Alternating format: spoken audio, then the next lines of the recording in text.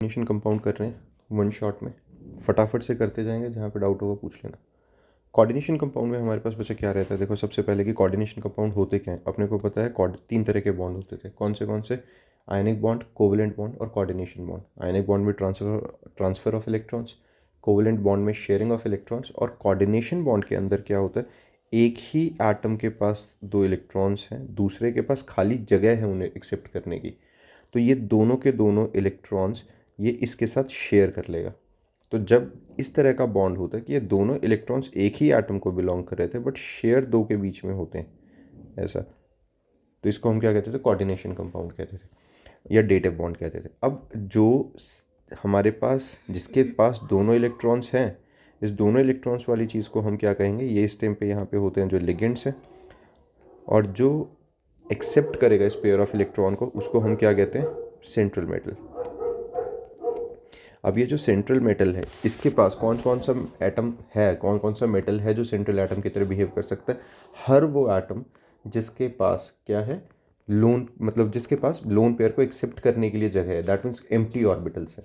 90% of the time d block ही हैं जो कोऑर्डिनेशन कंपाउंड बना रहे हैं, क्योंकि उन्हीं के पास एम्प्टी ऑर्बिटल्स है, तो वो वहीं पर उस इलेक्ट्रॉन पेयर को एक्सेप्ट कर सकते हैं। ठीक है। लिगेंड्स अब हमारे पास क्या होते हैं, दो तरह के हो सकते हैं, नेगेटिव लिगेंड्स भी हो सकते हैं और न्यूट्रल भी हो सकते हैं। क्योंकि देखो लिगेंड्स का एक ही काम है। लिगेंड्स क्या होते हैं basically, Lewis base. Lewis base क्या होते थे, something which have the capability to donate a pair of electron.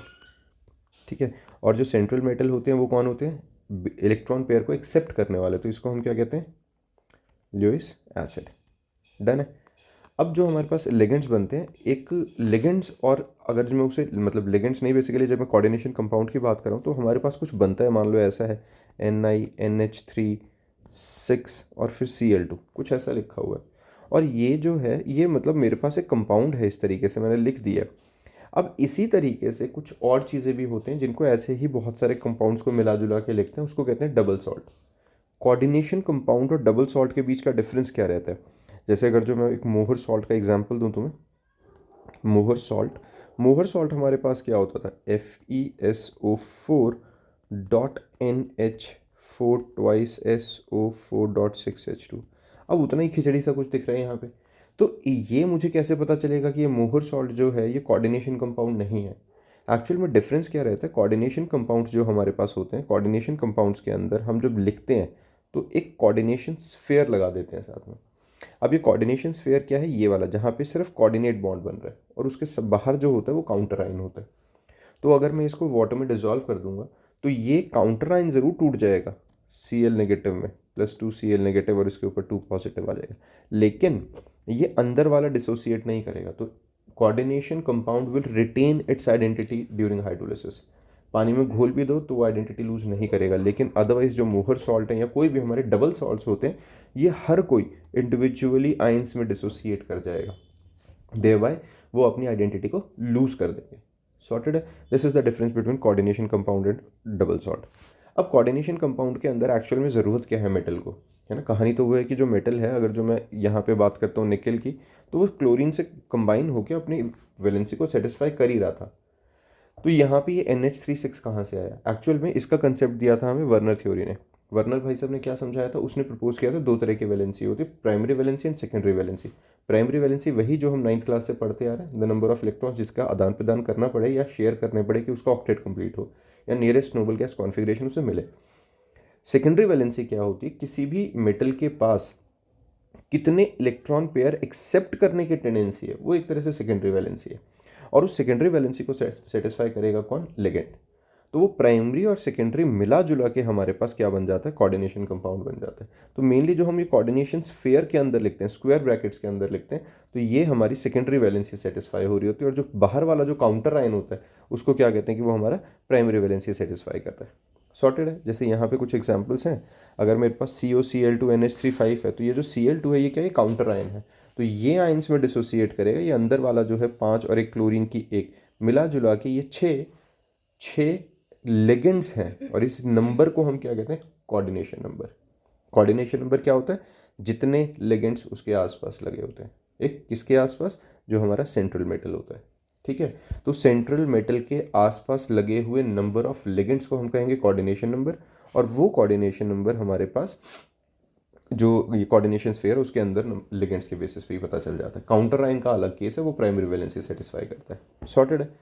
अब हमारे पास कैटाइनिक कॉम्प्लेक्स हो सकता है, एनाइनिक होता है, न्यूट्रल होता है। कैटाइनिक मतलब जिसके ऊपर पॉजिटिव चार्ज रहेगा, एनाइनिक का मतलब जिसके ऊपर नेगेटिव रहेगा, और न्यूट्रल का मतलब जिसके ऊपर किसी तरीके का कोई चार्ज नहीं है। सॉर्टेड है। सेंट्रल मेटल कौन सा होगा? सेंट्रल एटम हमारे पास रहेगा बच्चा जिस टाइम पे द एटम और the ions to which a fixed number of neutral molecules or the ions are attached in the coordination entity, that is central atom, जो मेटल है बेसिकली। और लिगेंड्स क्या होते हैं? जो अपना कोऑर्डिनेशन बेसिकली लुईस बेसिस जो इलेक्ट्रॉन पेयर डोनेट कर देंगे। ठीक है। अब उसके बाद आता है लिगेंड्स के अंदर कितने टाइप्स हैं बेसिकली। हमारे पास एक होता है वर्ड आता है डेंटिसिटी। डेंटिसिटी क्या होता है? द नंबर ऑफ कोऑर्डिनेशन और ligating group present in a ligand is called denticity. मतलब कितनी वहाँ पर उसके पास मेटल्स, मतलब मान लो एक ग्रुप है, ग्रुप ऑफ एटम है, SO4 है, तो इसमें कौन कौन सा है जहाँ से इलेक्ट्रॉन पेयर डोनेट हो सकता है। SO4 में सल्फर भी है, 4 ऑक्सीजन भी हैं, इनमें से कौन कौन सा ऐसा एटम है जिसके थ्रू कोऑर्डिनेशन कंपाउंड फॉर्म हो सकता है, उसको हम क्या कहेंगे? डेंटिसिटी। ठीक है। तो इसमें यूनिडेंटेट क्या होता है? यूनिडेंटेट बेसिकली या मोनोडेंटेट जिसके पास सिर्फ एक साइड है। ठीक है। डाइडेंटेट या बाइडेंटेट क्या होगा? जिसके पास दो साइड्स रहेंगी। ठीक है। तो जिसके पास दो एटम्स हैं अगर जिनके थ्रू कोऑर्डिनेशन बॉन्ड बन सकता है तो उनको हम डाइडेंटेट कह देते हैं, या अपना बाइडेंटेट लिगेंड कह देते हैं। जिसके पास सिर्फ एक ही था उसको हम यूनिडेंटेट या मोनोडेंटेट कहेंगे। पॉलीडेंटेट जिसके अंदर काफ़ी सारे हैं, इथाइलिन डायमाइन टेट्राएसीटेट एसिड, EDT है, जैसे यहाँ पे है। नाइट्रोजन भी है, ऑक्सीजन ऑक्सीजन ऑक्सीजन ऑक्सीजन, 6 हो गए हैं ओवरऑल। तो इसमें हम क्या कहेंगे? ये हमारे पास EDTA है। और इसमें दो या दो से ज़्यादा वाले को हम पॉलीडेंटेट की कैटेगरी में डाल देते हैं। अब आता है ambidentate ligand. Ambidentate ligands, एम्बीडेंटेड ligand के बाद हमारे पास आता है, अब एम्बीडेंटेड बेसिकली है क्या? एम्बीडेंटेड वो हैं जिसमें when a ligand is bonded through two different atoms it is said to be ambidentate ligand. Two different atoms का मतलब क्या है? ये दो एक्टिव साइट्स हैं, लेकिन इसके अंदर दोनों में से एक ही के साथ एक टाइम पे बॉन्ड बना रहा है वो। जैसे नाइट्रोजन के थ्रू अगर बॉन्ड बना रही है NO2 में तो नाइट्रोइटो N लिखते हैं, और यही NO2 अगर ऑक्सीजन के थ्रू मेटल के साथ बॉन्ड बनाएगा तो उसे नाइट्राइटो O लिख देते हैं हम। थायोसाइनाइटो अगर SCN के में S के थ्रू मेटल के साथ बॉन्ड बनाएगा, और आइसोसायोथायोसाइनाइटो जिसमें नाइट्रोजन के थ्रू बॉन्ड बनेगा। अब फिर आता है चिलेटिंग लिगेंड। इंपॉर्टेंट है बहुत ज़्यादा, इस पर क्वेश्चन बनेगा ही बनेगा।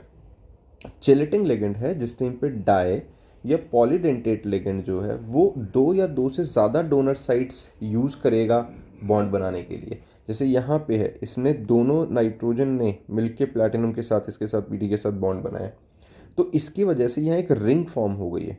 इस रिंग की वजह से स्टेबिलिटी बढ़ गई है, बॉइलिंग पॉइंट हाई हो जाएगा, तो चिलेशन होती है। इस इफेक्ट को कहते हैं चिलेटिंग इफेक्ट या चिलेशन। तो the chelating ligand forms more stable complex than the unidentate along, because when the chelation occurs entropy decrease कर जाती है और एक ring complex बनता है जो कि chelating ring होती है। सॉर्टेड है। फिर इसके बाद है कॉमन पॉलीडेंटेट लिगेंड। याद करने बचा सीधा सीधा इनका, ethylene diamine, oxalate ion, glycinate ion, ये ठीक है। ये पूरी NCERT के अंदर भी लिस्ट है, अदरवाइज नोट्स भी मैं अपलोड कर ही दूंगा तो वो देख लेना। ठीक है। वरना सीधा सा अपने पास नोट्स में से पूरा पढ़ लेना। NCERT में पूरी यही की लिस्ट, ये की ये लिस्ट दी हुई है। ठीक है। और ये जो अपने इसके पास एब्रीवेशन है DMG, डाइपीफेन डाइन, ये सब कुछ है इसमें। ठीक है। तो थोड़ा तेज़ चल रहे हैं, फिलहाल कवर करते हैं आगे का टॉपिक। ये देखो, ऐसे ही नेगेटिव लिगेंड्स के लिस्ट में हमारे पास क्या है? नेगेटिव लिगेंड्स में हमारे पास है जैसे फ्लोरीन है, फ्लोरीन के लिए क्या होगा? फ्लोराइडो, क्लोरीन के लिए क्लोराइडो, ब्रोमीन के लिए ब्रोमाइडो। मेन क्या ध्यान देना कि जितने भी नेगेटिव हैं उनके साथ लास्ट में O लग रहा है, ध्यान से देखो। जितने भी नेगेटिव हैं उनके लास्ट में O लगेगा। Fluorido, chlorido, bromido, nitrito, N nitrito, O N और O ये शो कर रहा है कि किसके अलॉन्ग बॉन्ड बनेगा, क्योंकि दोनों एक्टिव साइड्स थे इनकी, ये डाइडेंटेट लिगेंड थे। OH के लिए हाइड्रोक्सोस, और ये इसके लिए ऑक्सिलेटो। ठीक है। साइनो, एंड ये फिर वही है, लिस्ट है जो पूरी की पूरी तुम्हें याद होनी चाहिए, तभी नॉमेनक्लेचर हो पाता है, तभी हम कोऑर्डिनेशन कंपाउंड्स के अंदर ऑक्सीडेशन स्टेट निकाल पाएंगे, क्योंकि हमें इनकी पता होना चाहिए कि इनके ऊपर ये सारों पे माइनस लगा हुआ है, और किसके ऊपर -1 लगा हुआ है, किसके ऊपर -2 लगा हुआ है, किस पे -3 लगा हुआ है, क्योंकि वही चार्ज हम यूज़ करने वाले हैं।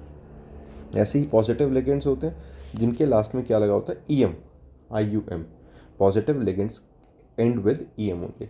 तो जैसे नाइट्रोसोनियम, हाइड्रोजेनियम, नाइट्रोनियम। ठीक है। जिस जिस पे पॉजिटिव लगा होगा वो हमारे पास EM से एंड होंगे।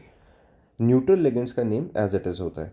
पायरिडेन, ये है जो हमारे ट्राइफिनाइल फॉस्फाइन, फॉस्फाइन थायो कार्बोनाइल, ये सब इनके अपने मतलब सिंपल नेम्स है। वाटर का एक्वा हो गया, NH3 का अमाइन हो गया, नाइट्रोसाइल हो गया, कार्बोनाइल हो गया, ये हमारे पास सिंपल इनकी लिस्ट तुम्हारे पास होनी चाहिए, मतलब तुम्हें याद होना ही चाहिए। इन्हीं के बेसिस पे फिर हम ऑक्सीडेशन नंबर निकालते हैं भी सेंट्रल मेटल का। ऑक्सीडेशन नंबर कैसे निकालेंगे, मान लो कि एग्जांपल पकड़ते हैं इसी को। अब मेरे को सेंट्रल एटम का अगर ऑक्सीडेशन नंबर निकालना है तो क्या है, यहाँ पे x है। अब NH3 क्या है, एक न्यूट्रल लेगेंड है, न्यूट्रल लेगेंड है तो उसका ऑक्सीडेशन नंबर क्या हुआ, 0। तो x plus 6 into 0 is 0, this must be equals to +2। तो x की वैल्यू हमारे पास क्या आ जाती है, ये +2 हमारे पास आ गई है। ठीक है, तो इसकी ऑक्सीडेशन स्टेट यहाँ पे क्या आ गई है, +2 की आ गई है। ठीक है, क्योंकि जब हम नेमिंग करते हैं तो अगर जो निकल आएगा तो उसके साथ में हम ब्रैकेट के अंदर रोमन नंबर्स में 2 भी लिखना होता है। अब हेमोलेप्टिक एंड हेट्रोलेप्टिक कॉम्प्लेक्सेस क्या होते हैं, वो कॉम्प्लेक्स जिसके अंदर होमो का मतलब सेम, लेप्टिक का मतलब लिगेंड्स के लिए बोला गया।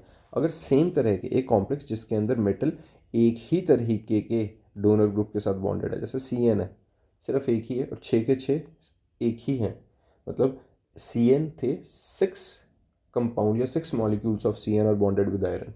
ठीक है, तो एक ही तरह के 6 आगे लग गए हम सेंट्रल मेटल के साथ, तो वो हमारा होमोलेप्टिक है। हेट्रो में क्या होगा, अलग अलग होगा, जैसे 2 क्लोरीन है, 4 वाटर है, तो ये 4 और 2 मिलके 6 इसकी मतलब सेकेंडरी वैलेंसी को सेटिस्फाई करें, ऐसे को हम हेट्रोलेप्टिक कॉम्प्लेक्स कहते हैं। ठीक है, अब इसमें था क्या क्या, वापस एक बार रिकैप लेते हैं। बीच वाले को हम क्या कहते थे, सेंट्रल एटम, मेटल आइन। ये जो लगे हुए हैं इनको हम क्या कहते थे, लिगेंड्स। इनमें ये जो पैरों में लगे हुए नंबर 2 और नंबर 4 इनको क्या कहते थे हम, कोऑर्डिनेशन नंबर्स। जितने हमारे पास ये लिगेंड्स लगे हुए थे, बाहर वाला क्या होता है हमारा आयनाइजेबल पार्ट, जिसे हम काउंटर आयन कहते थे। Sorted. Rules for writing the formula of the cation is written first. हमेशा होता है केटाइन पहले लिखा जाएगा। अगर ये ऐसा है, देखो इसके अंदर हमें क्या दिख रहा है कि ये वाला पार्ट जो है बाद में लिखा हुआ काउंटर आयन, क्योंकि ये वाला पॉजिटिव वो नेगेटिव है। अदरवाइज अगर यहाँ कुछ ऐसा लगा होता तो इसका मतलब ये वाला हमारा नेगेटिव होता और ये वाला पॉजिटिव रहता, ऐसे ही होता ना। तो हम हमेशा लेकिन क्या रखेंगे, पॉजिटिव वाले को हम हमेशा पहले लिखेंगे, ये ध्यान रखना। क्लियर है ये? ठीक है, उसके बाद हमारे पास आता है रूल्स क्या है। पहला यही हो गया। दूसरा रूल है the coordination entity is written in the square bracket, वही कॉम्प्लेक्स जो अपना कोऑर्डिनेशन स्फीयर है। First, the symbol of the central metal atom followed by the ligands in alphabetic order. क्या लिखना है, सबसे पहले किसको लिख देना, सेंट्रल मेटल को, उसके बाद लिगेंड्स को अल्फाबेटिक ऑर्डर में लिख देना, alphabetically according to the first symbol of their formula. जैसे हमने यहाँ लिखा हुआ है, क्या है, सबसे पहले हमारे पास क्या लिख दिया बच्चे, मैंने CO कोबाल्ट लिख दिया, मेटल लिख दिया। इसके बाद क्लोरीन, C अल्फ़ाबेटिक ऑर्डर में A B C पहले है, उसके बाद N आता है, तो पहले C वाले को लिखा फिर N वाले को लिखा, और इस तरीके से हमारा कोऑर्डिनेशन स्फीयर बन जाता है। सॉर्टेड है ये। अब इसका नाम कैसे करेंगे, IUPAC। IUPAC में हमारे पास क्या रहेगा, सबसे पहले order of naming of ions, cation की हमेशा नेमिंग सबसे पहले होगी, केटाइन की नेमिंग, उसके बाद फिर एनाइन की naming. Ligands are named first and then the central metal ion. पहले क्या कर रहे हैं, लिगेंड्स को, लिगेंड्स की अब नेमिंग किस तरीके से लिखते हैं, जो एनायनिक लिगेंड्स हैं उनके लास्ट में O लिखेंगे। In general anionic ligands name and in ide, ite और एट। जनरली ये तो ना क्लोराइड, क्लोरेट, तो ये जो है इनमें E हटा के लास्ट के O लगा देते हैं, जैसे क्लोराइडो, क्लोराइटो या एटो वो लगा देंगे, तो E हटा के हम लास्ट में उनकी जगह बस O लगा देते हैं। For organic anionic ligands containing numerical prefixes, numerical prefixes कैसे है, जैसे ट्राई फॉस्फेट, ऑलरेडी ट्राई लगा हुआ है वहाँ पे, है ना, such as tri phosphate enclosing marks are added, जहाँ पे कोई न्यूमेरिकल, जैसे इथाइलिन डायमाइन, डाई लगा हुआ है, या फिर कहीं पे ट्राई फॉस्फेट है या टेट्रा एसीटेट है, तो वह जहाँ पे ये कुछ भी ट्राई डाई टेट्रा कुछ लगा होगा तो उनको ब्रैकेट्स के अंदर लिखेंगे। Order of naming, ligands are named in alphabetic order only. ठीक है, और न्यूमेरिकल प्रीफिक्सेस कैसे लगेंगे, जैसे अगर जो डाई ट्राई टेट्रा 2 3 4 के लिए लिखते हैं, लेकिन अगर किसी में ऐसा हो कि ऑलरेडी लिगेंड के नाम के अंदर ही डाई ट्राई टेट्रा आ रहा है, जैसे ethylene diamine, di already आ रहा है उसके अंदर और वहाँ पे 2 लग गए हैं ऐसे ऐसे इथाइलिन डायमाइन, तो उसके इथाइलिन डायमाइन अगर मेरे पास +917717। हेलो, हाँ जी, हाँ जी, गुड मॉर्निंग जी, बिल्कुल बढ़िया जी, बताइए।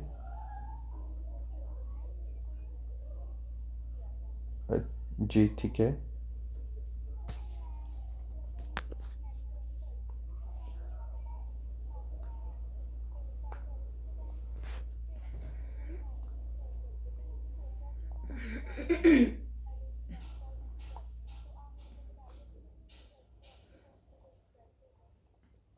अच्छा, अभी आप कर क्या रहे हैं वैसे? तो हमारे पास जो भी लिगेंड्स हैं जिसके अंदर हमारे पास ऑलरेडी कोई ये अपना मैथमेटिकल प्रीफिक्स लगा हुआ है, जैसे बाइट मोनो डाई ट्राई टेट्रा कुछ लगा होगा, तो अगर वो ही दो आ जाएं, जैसे इथाइलिन डायामाइन का मैं बार बार एग्जांपल दे रहा हूँ कि ईन है, और वही दो बार लग जाए, तो ऑलरेडी इथाइलिन डायामाइन में डाई आ रहा है, तो इसके लिए इस टू के लिए हम डाई यूज़ नहीं कर सकते, या ट्राई यूज़ नहीं कर सकते। अब हम क्या यूज़ करेंगे इसकी जगह? बिस, ट्रिस और टेट्रागिस। ये दो तीन और चार के लिए अब हम इन वर्ड्स को यूज़ करेंगे। एंडिंग ऑफ नेम्स जो हमारे पास कॉम्प्लेक्स है, अगर एनाइनिक है तो इनमें सेंट्रल मेटल का जो नाम होगा उसके लास्ट में एट लग जाएगा। क्रोमेट, क्लोरेट, फेरेट, एट लग जाएगा। ठीक है। और अगर हमारे पास कैटाइनिक या न्यूट्रल कॉम्प्लेक्सेस हैं तो सेंट्रल मेटल का नाम एज इट इज़ लग जाएगा, कोई स्पेसिफिक करेक्टरिस्टिक एंडिंग नहीं आएगी। क्लियर है? ये कुछ हमारे पास नॉमेनक्लेचर के एग्जांपल्स हैं भाई, एज इट इज़ याद करने हैं, मतलब याद नहीं करने, सॉरी प्रैक्टिस करने हैं। नॉमेनक्लेचर है, सीधा हो जाएगा, सिंपल रूल्स हैं। जैसे आयरन के लिए फेरेट लगा रहे हैं, कॉपर के लिए क्यूपरेट, एजी के लिए अर्जिनेट, एयू के लिए ऑरेट और एसएन के लिए स्टैनेट। ठीक है, ये लैटिन से उठाए हुए नाम होते हैं, तो ये याद रखोगे तो ही हो पाएगा। बाकी नॉमेनक्लेचर है, कर लेना, इम्पॉर्टेंट है। ठीक है, इसमें से क्वेश्चंस आने ही आने हैं पेपर में। अब नॉमेनक्लेचर के बाद जो हमारे पास आता है आइसोमेरिज्म आता है। आइसोमेरिज्म क्या रहता है बच्चा? टू और more compounds having the same molecular formula but different arrangement of atoms, उन्हीं को हम आइसोमर्स कहते हैं, है ना। तो आइसोमर्स में इस फिनोमिना को, आइसोमेरिज्म हमने 10th क्लास में पढ़ा था ये थोड़ा सा, कि अगर जो लॉन्ग चेन चलती है तो उसके आगे एन कह देते हैं, ब्रांचिंग हो जाती है तो उसको हम आइसो से कहते हैं, और अगर जो एक ही कार्बन के बाकी सारे बॉन्ड्स कार्बन से फिल्ड होती हैं तो उसको हम नियो कह देते हैं। तो ये आइसो एन पेंटेन, आइसोपेंटेन और नियोपेंटेन का एग्जांपल है। इसको डेप्थ में जब जाते हैं कोऑर्डिनेशन के हिसाब से, तो अपने पास आता है आइसोमेरिज्म में पहला स्ट्रक्चरल आइसोमेरिज्म और दूसरा स्टीरियो आइसोमेरिज्म। स्ट्रक्चरल आइसोमेरिज्म में पहला आता है आयनाइजेशन, फिर दूसरा हाइड्रेट, तीसरा कोऑर्डिनेशन और चौथा लिंकेज आइसोमेरिज्म। एक एक करके चलते हैं, पहले स्ट्रक्चर समझते हैं। स्ट्रक्चरल आइसोमेरिज्म के अंदर हमारे पास जो है the isomer with the same molecular formula but different structural arrangement. जैसे कि उसको ऑब्वियसली आइसोमर की डेफिनेशन ये है, लेकिन आयनाइजेशन आइसोमर में अब क्या रहेगा, यहाँ एग्जाम्पल से समझते हैं, बहुत ईजिली पड़ जाएगा। CO Br NH35SO4 बाहर है। अब अगर मैं इसी में इसकी आयनाइजेशन कराऊंगा तो मुझे क्या पता है कि ये जो SO4 वाला पार्ट है ये ब्रेक कर जाएगा, क्योंकि ये काउंटर आयन है, और ये सल्फेट आयन के टेस्ट को देगा ही देगा। ठीक है, रेड वॉयलेट कलर का होता है ये। लेकिन अब मैं क्या कर रहा हूँ, मैं CO, ये जो SO4 है ये अंदर आ जाए कोऑर्डिनेशन स्फीयर के, फॉर्मूला लिखते हुए तो बिल्कुल सेम ही रहेगा, और NH35 और Br बाहर चला गया, तो ये ब्रोमीन वाला टेस्ट देगा, और इसका जो कलर होगा वो भी डिफरेंट रहेगा कंपाउंड का। ये रेड कलर का होता है, वो रेड वॉयलेट था, तो ये ब्रोमीन में डिसोसिएट होगा। मॉलिक्यूलर फॉर्मूला लिखते हुए बिल्कुल सेम, लेकिन काउंटर आयन डिफरेंट होने की वजह से आयनाइजेशन आइसोमर बन गया। सेम जैसे यहाँ पे है, यहाँ पे क्लोरीन है अंदर, NO2 बाहर है, यहाँ NO2 अंदर और क्लोरीन बाहर है, तो आयनाइज होते हुए आयनाइजेशन जो मतलब होगी इसकी, वो काउंटर आयन अलग अलग ब्रेक करेंगे। मॉलिक्यूलर फॉर्मूला सेम, मॉलिक्यूल सारे सेम, लेकिन काउंटर आयन डिफरेंट होने की वजह से हम क्या कह रहे हैं कि आयनाइजेशन आइसोमर बन गया। डन। आयनाइजेशन आइसोमर के बाद आता है स्टेट और हाइड्रेट आइसोमर। स्टेट और हाइड्रेट आइसोमर्स में क्या रहेगा, दे मतलब compounds basically which have the same molecular formula but different by whether और not a solvent molecule is directly bonded to metal ion or merely present as a free solvent molecule in the crystal lattice, and these are called solvent isomer। Basically water के लिए यही बोला जाता है कि जैसे यहाँ पे अब ये वाटर है, यहाँ पे अंदर प्रेजेंट है, यहाँ वाटर प्रेजेंट है, तो इसमें वाटर मॉलिक्यूल्स डिफरेंट वे से होते जाएंगे। कई बार इस कोऑर्डिनेशन स्फेयर के अंदर होंगे या बाहर होंगे। कोऑर्डिनेशन स्फेयर के अंदर है तो वो कोऑर्डिनेट बॉन्ड बना के बैठे हुए उसके साथ, मेटल के साथ, लेकिन कोऑर्डिनेशन स्फेयर के अगर वो बाहर हैं, वो जस्ट वहाँ पे हैं बट कोऑर्डिनेट बॉन्ड के साथ नहीं है, तो वो जो बनाएंगे वो सॉल्वेट या हाइड्रेट आइसोमर्स बनाते हैं। कोऑर्डिनेशन आइसोमर्स क्या होते हैं? This type of isomers occurs in compound containing both cationic and anionic entities, and isomers differ in the distribution of ligands. जैसे यहाँ पे अब हमारे पास है, इनके अंदर अगर देखें, यहाँ NH3 कोबाल्ट के साथ लगा हुआ है, CN क्रोमियम के साथ लगा हुआ है, स्विच कर दो आपस में, जैसे डबल डिस्प्लेसमेंट में होता था। अब क्रोमियम के साथ NH3 आ गया, कोबाल्ट के साथ साइनो ग्रुप लग गया, तो क्या हुआ है, मॉलिक्यूलर फॉर्मूला वाइज लिखेंगे तो बिल्कुल सेम है, लेकिन सेंट्रल मेटल के साथ जो लिगेंड्स लगे हुए हैं वो दोनों स्विच हो गए हैं, तो इसको हम क्या कहेंगे, कोऑर्डिनेशन आइसोमर हो गया। फिर आता है लिंकेज आइसोमर। लिंकेज आइसोमर में रहेगा बच्चा the compound in which have the same molecular formula but different in the mode of attachment of the ligand. जैसे NO2, दोनों केसेस में NO2 है, लेकिन अगर नाइट्रोजन के थ्रू बॉन्डेड है तो नाइट्राइटो लग गया, ऑक्सीजन के थ्रू बॉन्डेड है तो नाइट्राइटो O लग गया। सॉर्टेड है। ऐसे ही वो साइनो थायोसाइनेट होता है जो उसमें रहेगा। फिर है स्टीरियो आइसोमरिज्म। अब स्टीरियो आइसोमर्स क्या है, those isomers which have the same position of atoms और group but they different in the spatial arrangement around the central atom. ध्यान रखना, एक क्विक रीकैप है, ओवरव्यू है, तो एक बार खुद भी गो थ्रू कर लेना चैप्टर को, ठीक है ना। तो हमारे पास यहाँ पे क्या है, those isomers which have the same position और एटम्स और the groups but they different in the spatial arrangement around the central atom, उनको हम स्टीरियो आइसोमर्स कहते हैं। ज्योमेट्रिकल आइसोमर्स जैसे सिस और ट्रांस होता है। सिस और ट्रांस में पता है, अगर हमारे पास ये सीधे सीधे हैं, हमारे पास क्या है, ये सीधे सीधे हैं एक साइड में, तो हम कहते हैं सिस है, और अगर ये डायगोनल चले जाते हैं तो इसको क्या कहते हैं, ट्रांस है ना। तो सिस और ट्रांस हमारे पास क्या होते हैं, ज्योमेट्रिकल आइसोमर्स होते हैं। ज्योमेट्रिकल आइसोमर्स जो होते हैं, it is not possible in tetrahedral complexes. इसके बाद हमारे पास आते हैं सिस और ट्रांस में यही है, जैसे ये दोनों एक साइड हैं तो सिस है, और अगर ये डायगनली चले गए हैं तो ये हमारे पास ट्रांस हो जाते हैं, ठीक है। इसके बाद हमारे पास आते हैं when the ligands with the same donor atoms are on the same triangular face of octahedron, उसको हम क्या कहते हैं, फेशियल और फेस आइसोमर्स। जैसे यहाँ पे ये ट्रायंगल बन रहा है, एक ही साइड में बन रहा है, इस साइड के प्लेन के अंदर, तो ये क्या है हमारे पास, फेस आइसोमर, ठीक है। और ये जो हमारे पास होता है, अगर प्लेनर में कुछ ऐसा बन रहा है तो उसको क्या कहते हैं, मर आइसोमर। सॉर्टेड। फिर आते हैं अभी ऑप्टिकल आइसोमर्स। ऑप्टिकल आइसोमर्स क्या होते हैं, ऑप्टिकली एक्टिव एंड जो कि आइसोमर्स कैसे होंगे, जो non super imposable mirror images बनाएंगे।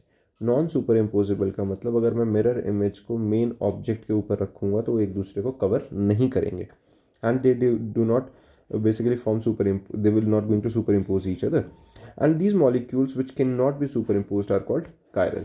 chirality शो करेंगे।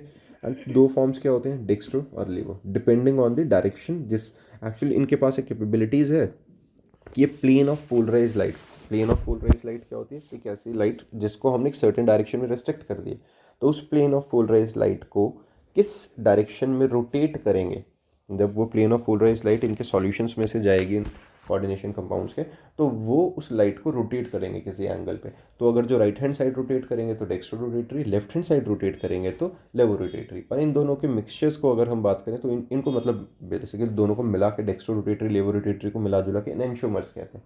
और अगर इनका कोई मिक्सचर हो जाएगा तो वो क्या हो जाता है, रेसिप्रोक मिक्सचर्स कहलाते हैं। क्लियर है ये, ठीक है। इक्विमोलर अमाउंट में अगर जो प्रेजेंट होंगे, तो ये हमारा ऑप्टिकल वाला आ गया। फिर आता है VBT। इसकी डिटेल्ड सेपरेट वीडियो अलग से है, वहाँ से देख लोगे तो ज़्यादा बेटर है, बट अभी एक क्विक रिकैप की तरह ही करते हैं इसे। तो VBT में हमारे पास क्या है, अब कोऑर्डिनेशन नंबर क्या होता है, देखो कोऑर्डिनेशन नंबर भी 4 है। VBT basically valence bond theory. Coordination number अगर जो 4 है तो उसकी हाइब्रिडाइजेशन स्टेट क्या होगी, sp3।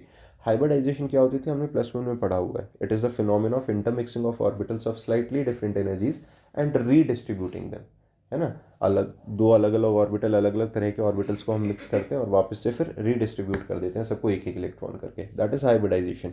तो हाइब्रिडाइजेशन में कौन कौन सा इलेक्ट्रॉन किस तरीके से बॉन्ड फॉर्मेशन में पार्टिसिपेट कर रहा है वो देखना होता है। तो अगर कोऑर्डिनेशन नंबर 4 है तो 1 S और 3 P होंगे तो टेट्राहेड्रल होगा।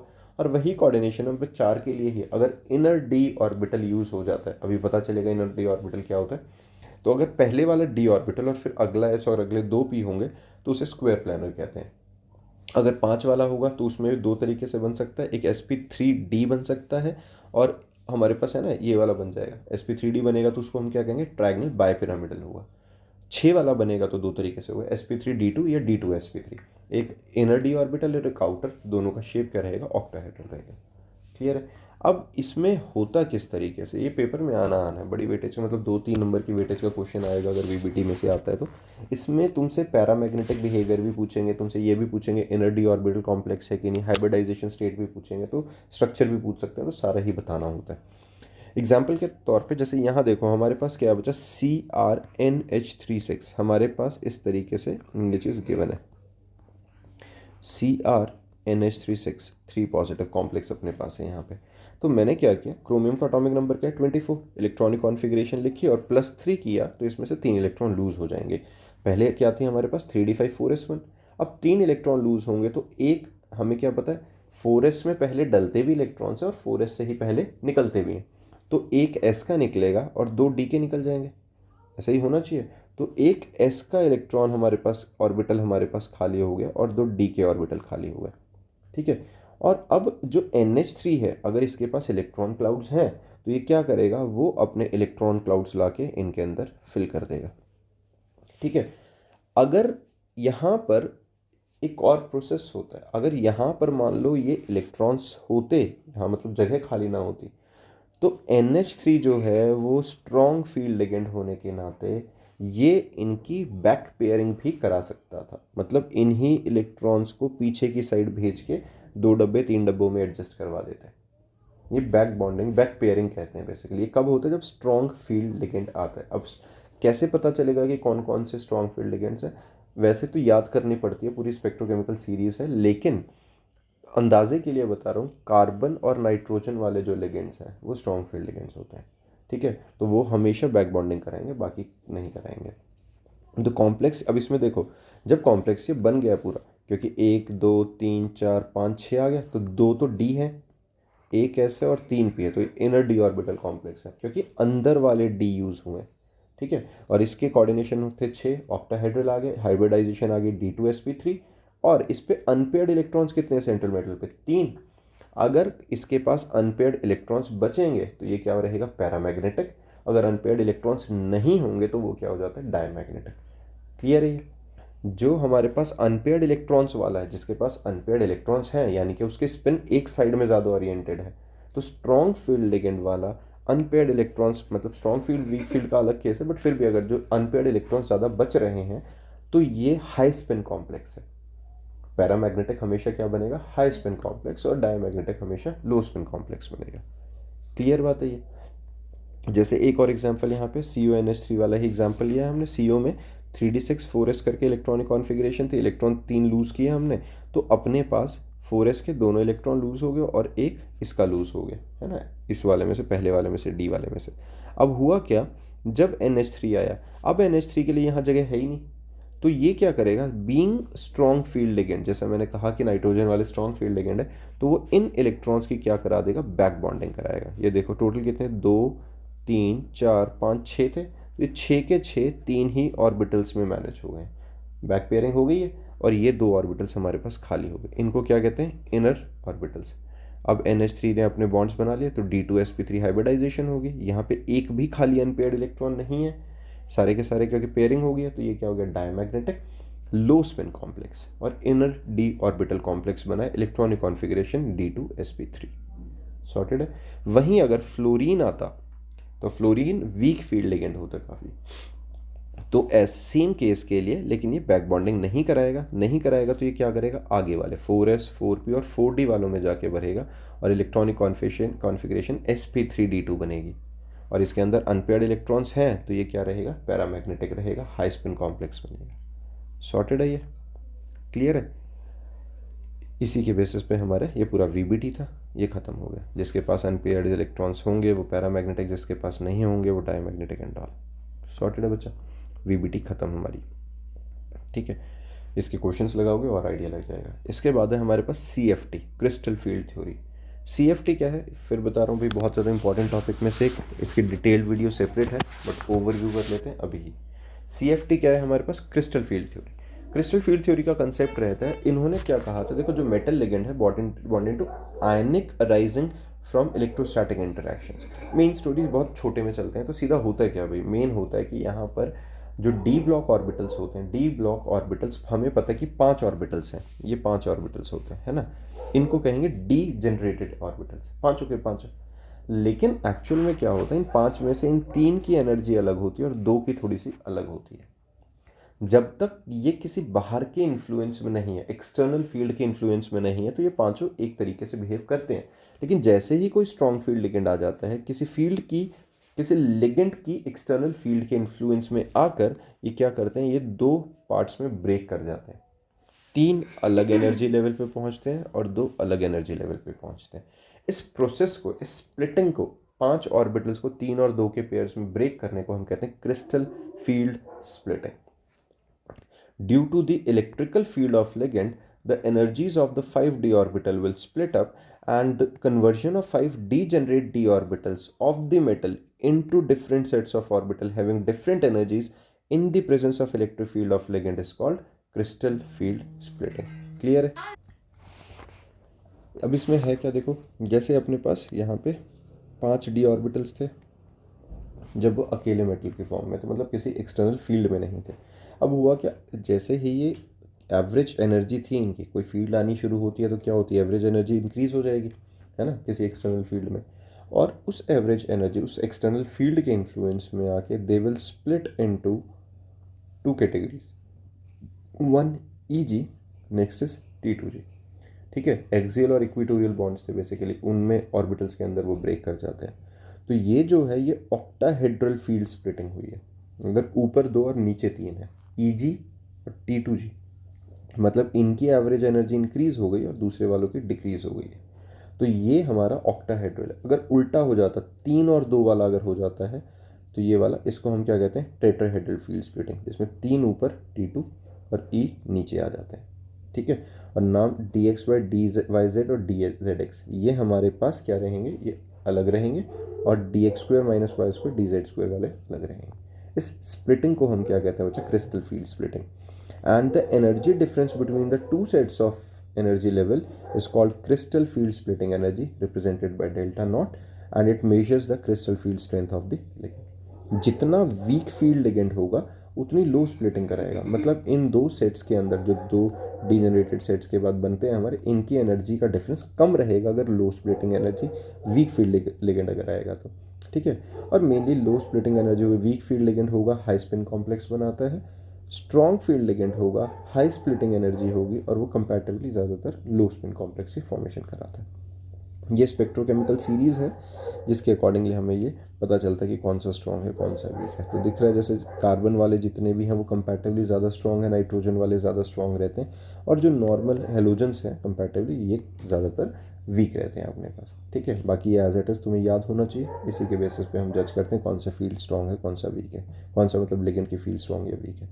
अब इसमें एक फॉर्मूला आता है CFSE निकालना, क्रिस्टल फील्ड स्टेबलाइजेशन एनर्जी या स्प्लिटिंग एनर्जी निकालनी है। उसका फॉर्मूला होता है -0.4x + 0.6y into delta not. Way delta not क्या है, जो कि ऑक्टाहेड्रल कॉम्प्लेक्स की स्प्लिटिंग एनर्जी होती है।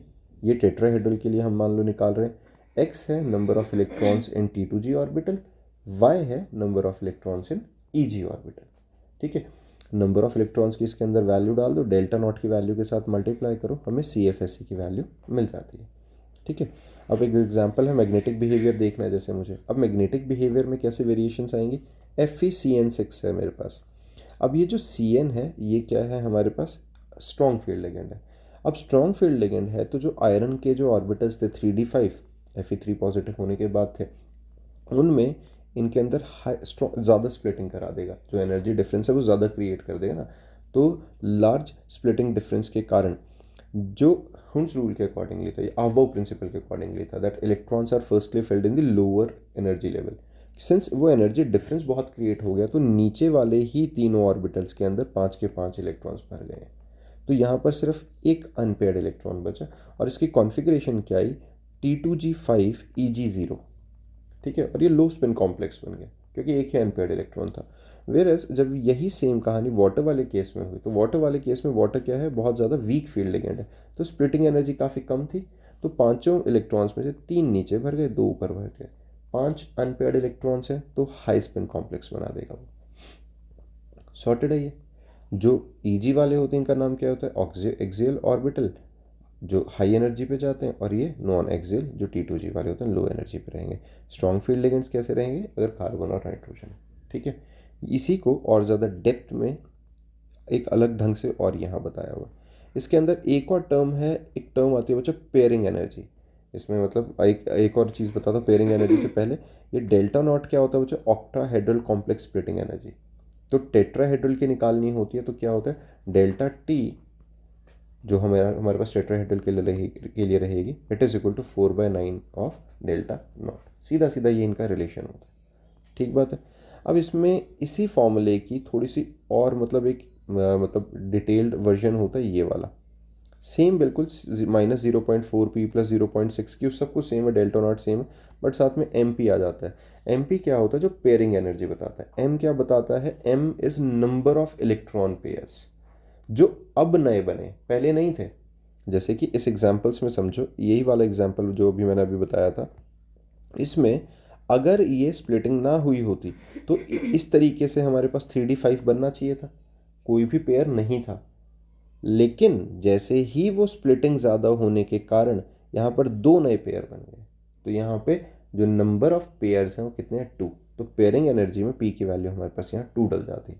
सिर्फ वो वाले डलने हैं जो नए पेयर्स बने, पहले से जो पेयर्स हो रहे थे उनके बारे में हम बात नहीं करते हैं यहाँ पे।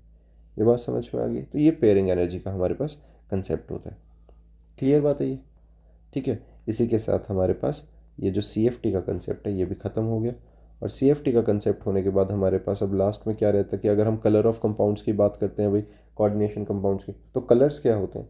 जब कोई लाइट एंटर करती है किसी सर्टेन फ्रिक्वेंसी कॉम्प्लेक्स पे फॉल करेगी, तो ये क्या करता है? वो एब्जॉर्ब कर लेता है उस लाइट को, और विजिबल रेंज में जिस टाइम पे वो रिलीज़ कर रहा होता है तो हमें वो कलर्स दिखते हैं। ठीक है। तो colour compounds are complementary to the colour of absorb by the light. This is known as d d transition, क्योंकि इलेक्ट्रॉन इधर उधर ट्रांजिट करेगा within the orbitals, energy absorb करके फिर रिलीज करेगा तो वो कलर एग्जिबिट करेगा।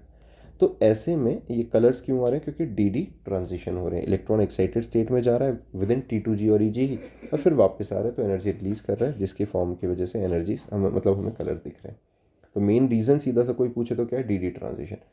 ऑर्बिटल्स में जगह होनी चाहिए इलेक्ट्रॉन्स के इधर उधर मूव करने की, और वहाँ पे कोई ना कोई खाली मतलब ऑर्बिटल के अंदर इलेक्ट्रॉन भी होना चाहिए। डन है। जैसे अब ये रूबी इस एल्यूमिनियम ऑक्साइड, और अब इनमें एक चीज़ और होती है, देखो लिगेंड्स के अंदर कलर का बहुत ज़्यादा इंपॉर्टेंट रोल कैसे रहेगा। जैसे Al2O3 है, containing about 0.5 to 1% of chromium ion, otherwise तो नहीं करता वो एल्यूमिनियम। लेकिन जो क्रोमियम आयन आ गया which are randomly distributed in position normally occupied by Al3 positive, impurity की तरह आ गया। लेकिन यही क्रोमियम आयन स्पीशी है जो वो ऑक्टाहेड्रल कॉम्प्लेक्स बनाएगा और ये उसको कलर देगा। सॉर्टेड है। हमें ये पता है कि जो डिफरेंस इन जो बेसिकली डेल्टा ई आता है, क्रिस्टल फील्ड स्प्लिटिंग एनर्जी आती है, वही वेवलेंथ के इन्वर्सली प्रोपोर्शनल आएगी। एनर्जी का सीधा फॉर्मूला ही होता था वो। ठीक है। इसकी वजह से ये हमें कलर्स मिल जाते हैं। और इसी के साथ पूरा चैप्टर का एक रीकैप ख़त्म हो गया। ठीक है। बाकी डेप्थ में जो पढ़ना है वो नोट से, NCERT से, हेल्प बुक से पढ़ो, साथ में जो डिटेल वीडियोज़ हैं उनसे पढ़ लेना।